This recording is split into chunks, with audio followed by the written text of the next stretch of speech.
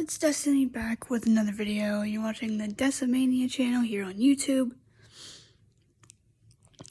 Just got done watching TNA for tonight. It's a pretty good show. I like that they built a lot of matches for the Sacrifice pay-per-view, which I would not be here for.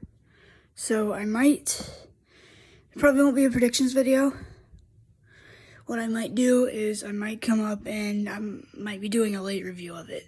Probably either Sunday night when I watch it. I'm going to get home and I'm probably going to watch it and then I'll review it when I get home. Or I can, if TNA Plus works, I might watch it on the way home and then review it. But tonight's episode was pretty fun. A lot of matches made for Sacrifice. One that I'm really looking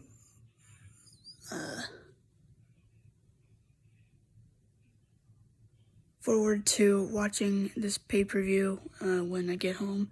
So I'm probably not going to be looking at Twitter or Facebook that much in the next couple weeks when I'm away. But this is your TNA Wrestling episode review for February 27th, 2025. Before we get into the review, please subscribe to the channel if you wouldn't mind. Hit that notification bell so you won't miss any new content I upload weekly. Should be back on the schedule. I might upload more in the next couple weeks because I'll have more energy. So, yeah. Alright, we kicked it off with the system. They, basically were running down the TNA roster and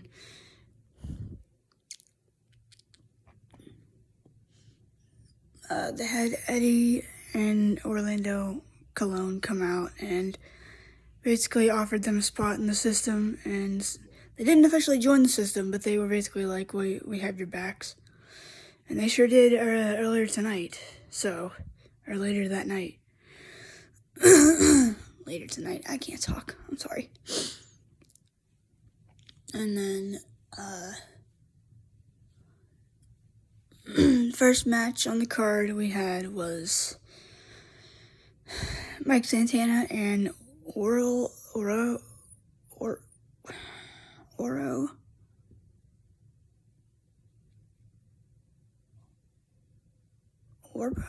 I don't know what the frick his name is. Something Mensa from NXT, but anyway, he lost.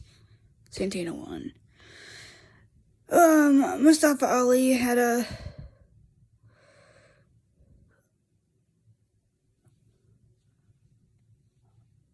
promo. I don't know what the frick is going on with my head today, but I'm not thinking clearly. Ali basically said he had no time for him. Frickin' Mike Santana came back to the locker room and he confronted Great Hands, now they're called, and Tasha Steelz about, where's Ali at? I want to face him. I mean, so eventually we're going to get this match. So,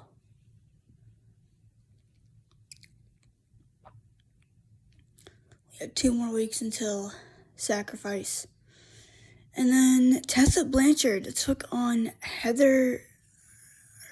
Kelsey Heather, and she won.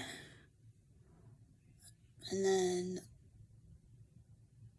she was backstage later, and she was confronted by Li Ying Lee, and Tessa was trash talking her, and Lee was like, "You talk too much." And then Cora Jade came in and attacked her.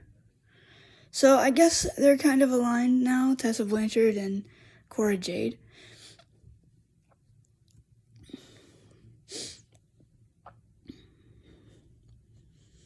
Let's see. Sami Callihan took on Mance Warner, but the match got thrown out. I think it was a DQ or something. And Santino said that they could just finish it at Sacrifice. So that match will be happening. Let's see here. Ace Austin, he took on Frankie Kazarian. And Frankie won with the help of Wes Lee and Tyson DuPont and Tyreek, I cannot remember his last name, but, sorry, I don't watch NXT that much, so,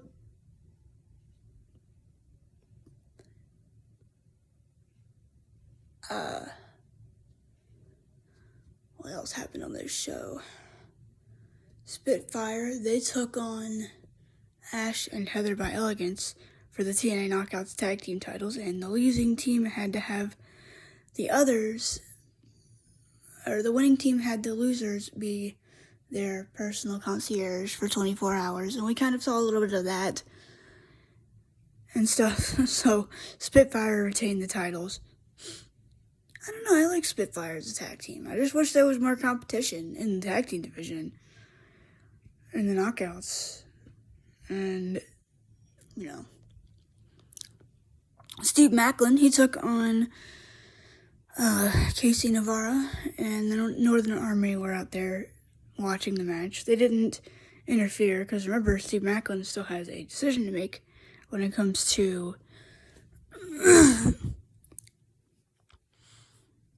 making a decision about joining the Northern Army. I think he's going to decline. He's going to need some backup, though. Joe Hendry and Elijah, they had an interesting little talk backstage. So Joe Hendry basically was like, look, I like teaming with you last week, but I know that there's going to be a point where you're probably going to turn around and hit me with that guitar.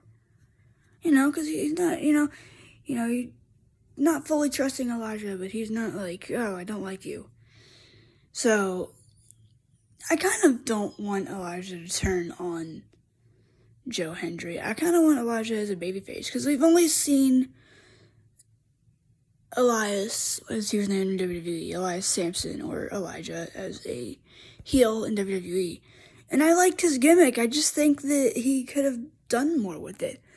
I just don't like that he was always interrupted on the guitar and stuff. I like that gimmick. I liked that we got someone who freaking kind of like what Joe Hendry does now. Makes fun of his opponents with these songs and stuff, except Elijah doesn't do music videos. And I'm glad he signed with TNA. And I'm glad I think he's going to be a champion one day there. I hope he is, because they did nothing with him in WWE. I'm sorry, they didn't. I think the feud with Jeff Hardy could have worked had it been done in front of an audience. The Thunderdome doesn't count. I'm sorry. And you could have made it work where, because Jeff Hardy is a musician. You could have had, a dueling thing or something where Elias and Jeff Hardy had, this dueling concert thing, and, you have the audience pick the winner or something, because Jeff Hardy is actually not that bad. He's almost kind of like a Nirvana type style, I guess. What's his, Peroxygen? I listen to them. They're pretty good. But, no, I don't know, there's just a lot of matches set up for Sacrifice, so Joe Hendry will be in action. I can't believe I'm gonna freaking miss this. I mean, I'll watch it, when I get home, or on the way home. I don't know, if I have time, I might try to watch it, that night, maybe, I don't know what time we have to be up and everything, but, I don't know, I might just wait till I get home. That might be a better idea, because then I can actually sit down, watch it, and then review it. So I might be doing a late review for this show, so I'm going to try to not look at spoilers.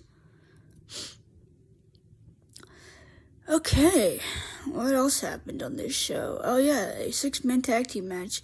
Speaking of which, the Hardys teamed with Obafemi, the NXT champion, versus the System's Moose, who was the X Division champion, Eddie Edwards, and Brian Myers. So, Moose pointed something out earlier, and this was made, I kind of thought they forgot about this.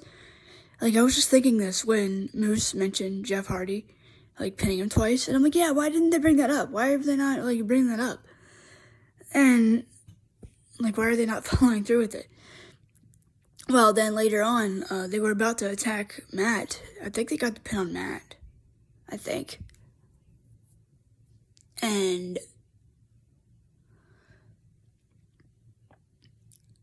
they were about to hurt Matt further. They took one of their rings or system rings or whatever. They were about to hit Matt with it again, I think. And then Joe Hendry and Elijah, they came out and helped the Hardys. The Colognes helped the system win the match. So you had like 12 different freaking people out there because JDC came out. So it looks like at Sacrifice it's going to be Elijah, Joe Hendry, Matt Hardy. Did they?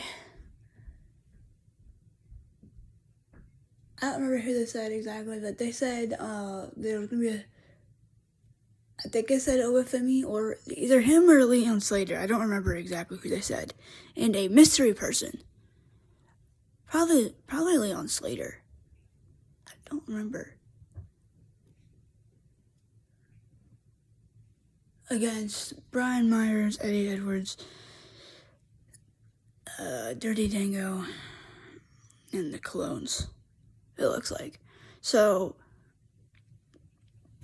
Jeff Hardy will be getting his title shot for the X Division Championship against Moose in a ladder match at Sacrifice. Look, am I the only one that actually wants to see Jeff Hardy win the X Division title? He challenged for it like once, I think it was Bound for Glory 2013, the same night that AJ beat Bully, and we had all this weird storyline booking with him leaving with the belt and then Dixie crowning Magnus as the champion. I'm working on a fantasy booking of Magnus in TNA with the world title, so hopefully maybe I can make that a little better. I didn't like him turning heel either. Sorry, I just didn't. Because, like, he was feuding with Aces and Eights and all this stuff. But, like, why would you have him turn heel? Like, I don't know. Y'all just have to see how it goes. Because I'm almost done with it. I got, like, a month to get this done because I'm putting a deadline on myself. I mean, it'll get done when it gets done, I guess. But I'm kind of trying to get it done by putting a deadline on myself. So I can get it done. But that's how the show ended. It's a fun little show. First time I got to see Obafemi wrestle, so that was pretty fun. He's freaking good. I see why people like him.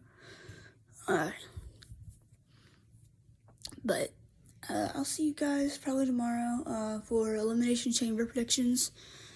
I might put a figure review up or something tomorrow too for you guys. I'm gonna review the Chamber probably